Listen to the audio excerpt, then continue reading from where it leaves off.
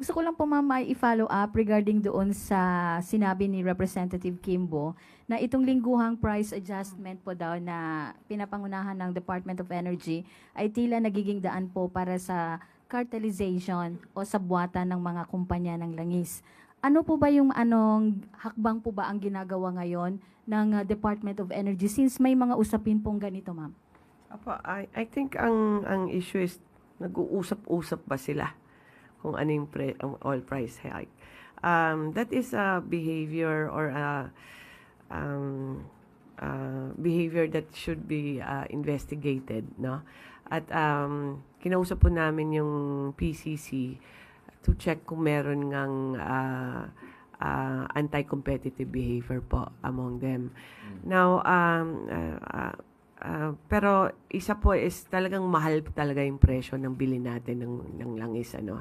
And kung meron pong allegations of profiteering or anti-competitive behavior, I think on our part po, DOE can give the PCC or any of the bodies na gustong mag-investigate the information that they need if kung anong kailangan nila kasi may pattern ang hinahanap nila dyan, ano. But at the same time, I think there is room for improvement in our system. Halimbawa po kung ang isa po is every Tuesday kasing increase, ano. Actually, nung pumasok po ako sa DOE, ganun na po talaga yung system dyan. I think dati kasi monthly yan eh.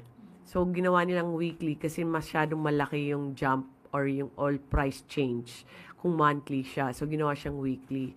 But as observed in Congress, parang nagsasabay-sabay lahat, not only on when they increase but also how much to increase. So, I think it's time to revisit also, and I think we welcome any review of the system para po ma-improve kasi po kailangan din po namin ng guidance from our legislators kung ano po mga like whatever legislations they pass in order to improve our system.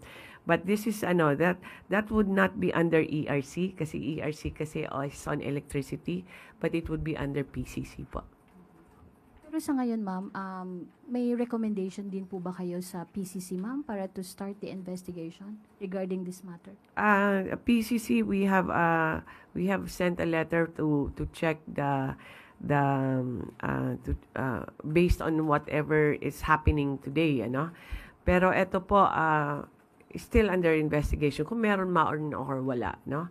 At kung meron man anong activities po, this is for them to determine. Hindi po kami pwedeng mag-determine whether there's somebody guilty or may acts of anti-competitive behavior. But this should be discussed in the proper venue. Apo, ma'am. Ano po ba ang Department of Energy pangalanan sakali po may mga mapapatunayang kumpanyang nagsasabuatan sa presyo, ma'am?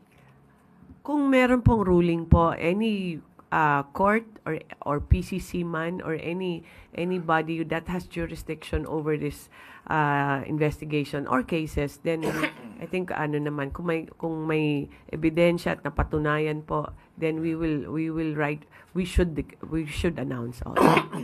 Pero ngayon po wala pang findings. Salamat po. Sunod po na katanungan, Clay Pertilla, PTV4.